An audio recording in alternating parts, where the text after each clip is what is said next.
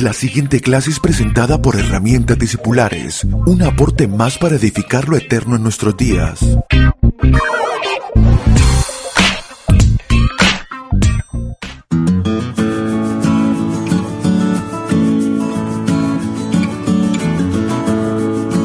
Saludos amados, qué privilegio poder llegar a ustedes con nuestra clase número 76 de Herramientas Discipulares, y tal como habíamos comprometido en la clase anterior, hoy comenzaremos a trabajar sobre esta premisa: añadir a nuestra fe virtud. Esta fue la directiva del apóstol Pedro, un apóstol ya anciano y en sus últimos días de vida y tiempo de vida, dejándonos una riqueza extraordinaria, un consejo poderoso que sin lugar a dudas va a ayudarnos en nuestra madurez.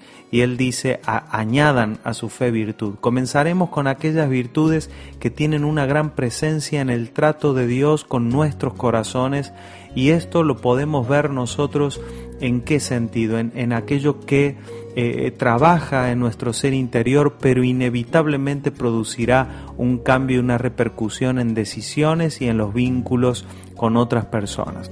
Ezequiel capítulo 36 verso 26 dice: os daré un corazón nuevo y pondré un espíritu nuevo dentro de vosotros, y quitaré de vuestra carne el corazón de piedra y os daré un corazón de carne. Aquí vemos anunciado el nuevo pacto y la propuesta de Dios hacia nuestras vidas, en donde podemos entender de que no solo Dios nos ha dado un espíritu nuevo que tiene que ver con la vida espiritual, la vida nueva que nos ha sido dada en Cristo Jesús, sino que también el nuevo pacto anuncia un nuevo corazón.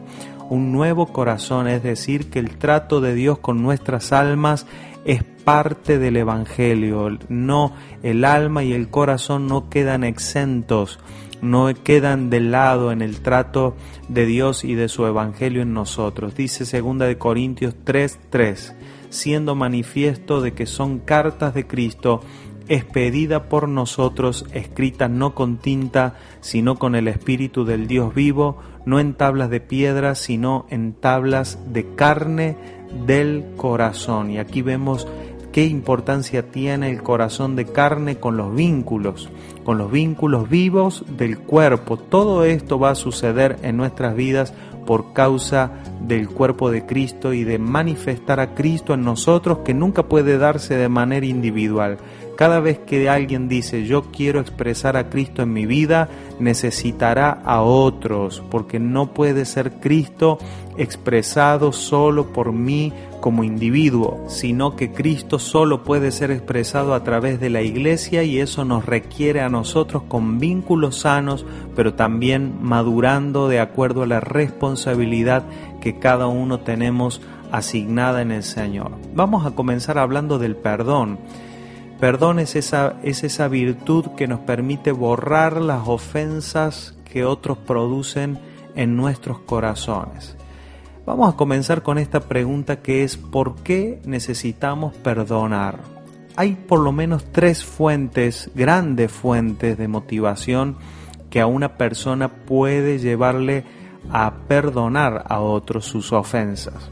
Comenzaremos con la primera, que es: el perdón me libera de las personas.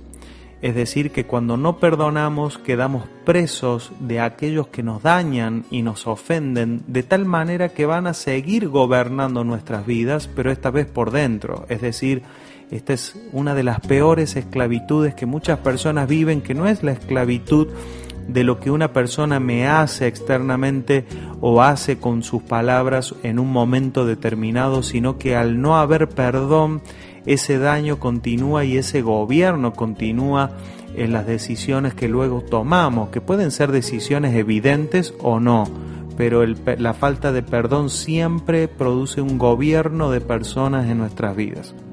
Entonces, este enfoque nos provoca perdonar por un beneficio personal, o sea, yo perdono porque esto me hace bien a mí, y de hecho, aunque pudiera ser hasta razonable y hasta sabio, es decir, si yo le digo a una persona perdone porque eso lo libera a usted, no es tan fácil llevarlo a la práctica. Es decir, si ustedes me preguntan a mí cada vez que yo he dado este consejo no me ha dado grandes resultados en cuanto al discipulado de una persona. Entonces es razonable, es entendible, pero tiene poca aplicación. La falta de perdón produce raíces de amargura, rencor que dañan el alma y también enferman el cuerpo. Entonces, cuando perdonamos sinceramente, esa presión, esa angustia constante se quita y nos permite enfocarnos en cosas correctas. Entonces, sin lugar a dudas que el perdón nos redime tiempo, porque nos ayuda a invertir ese tiempo en otros asuntos que sean más relevantes y además más productivos para nosotros. Entonces, nunca será el rencor un medio para alcanzar resultados verdaderos en la vida. Ahora, el punto es que realmente yo podría entender, y algunas personas dicen: pastor, yo quiero perdonar, pero no logro hacerlo. Entonces, aquí podemos arribar a un segundo nivel, que es el perdón que se produce entendiendo que también nosotros hemos sido perdonados por Dios. Jesús, no en forma de enseñanza, sino en forma de exposición, de producir una contundencia en cuanto a exponer al corazón humano,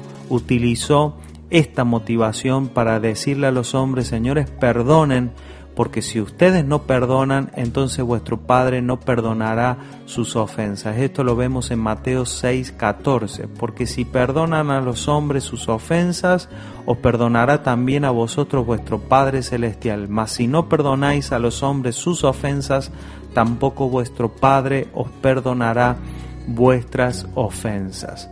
Mateo 18:35 dice: así también mi Padre Celestial hará con vosotros si no perdonáis de todo corazón a cada uno a su hermano sus ofensas. Es decir, que cuando la ofensa viene a nuestras vidas, se encuentra con estructuras de pensamiento que nos provocará a reacciones, o sea, vamos a reaccionar ante la ofensa. Y es evidente que el viejo hombre siempre opera en enemistad, no puede evitarlo. Solo el hombre espiritual opera en reconciliación, pero el hombre natural necesita la enemistad, vive por ella y no puede ser libre de esa enemistad porque está pegada a su genética.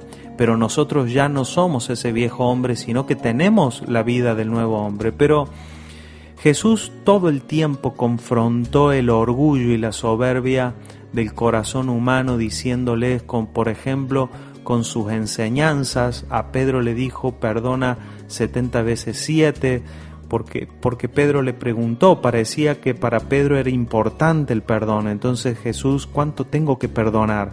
En realidad el corazón es engañoso, oculta sus verdaderas intenciones, y puedo entender que en esa pregunta Pedro no está interesado en perdonar, sino en saber cuándo ya no necesitaba perdonar más. También Jesús habló sobre el perdón con sus parábolas. La parábola del siervo malo, aquel siervo a quien el rey perdonó su deuda y sin embargo él no perdonó la deuda de su prójimo. Entonces también podemos ver en la oración, Jesús cuando dio el Padre Nuestro, Él dice: perdona nuestras ofensas así como nosotros perdonamos a los que nos ofenden. Ahora, inmediatamente, yo le animo que ustedes busquen eso, pero inmediatamente Jesús termina el Padre Nuestro y dice amén. Lo primero que hace es hablar acerca del perdón y qué importante es el perdón operando en nuestras vidas. Ahora, esta fuente de motivaciones es ineficaz por muchos problemas. Primero, porque el corazón suele olvidarse de cuántas cosas el Señor nos perdonó, y cuando viene la ofensa no recordamos rápidamente el perdón que Dios hizo sobre nuestras vidas. En segundo lugar, por una falta de entendimiento, es decir, no entendemos todavía la grandeza, la profundidad y el poder del perdón de Dios a nuestras vidas.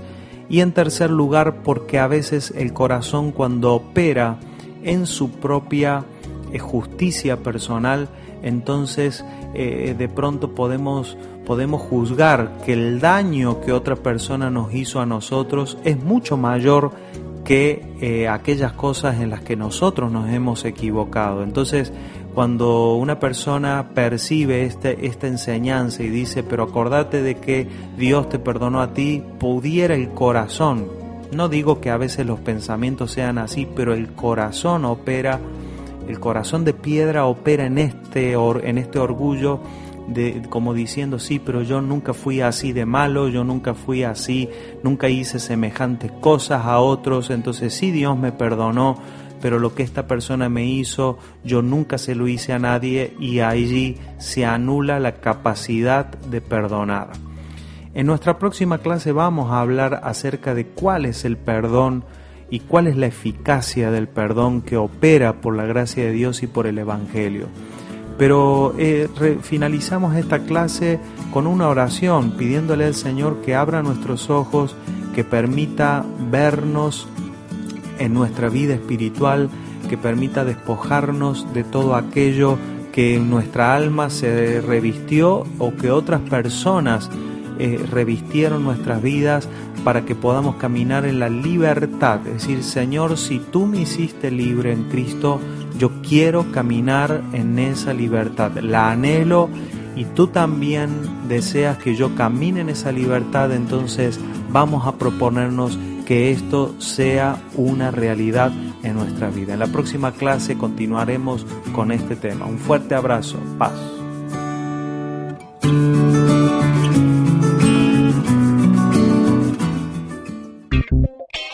Puede comunicarse con nosotros a través de nuestra página web www.herramientasdiscipulares.com o vía mail a herramientasdiscipulares@gmail.com. Síganos a través de las redes sociales en YouTube, Facebook e Instagram como @AbelBallistreri. Gracias por estar aquí.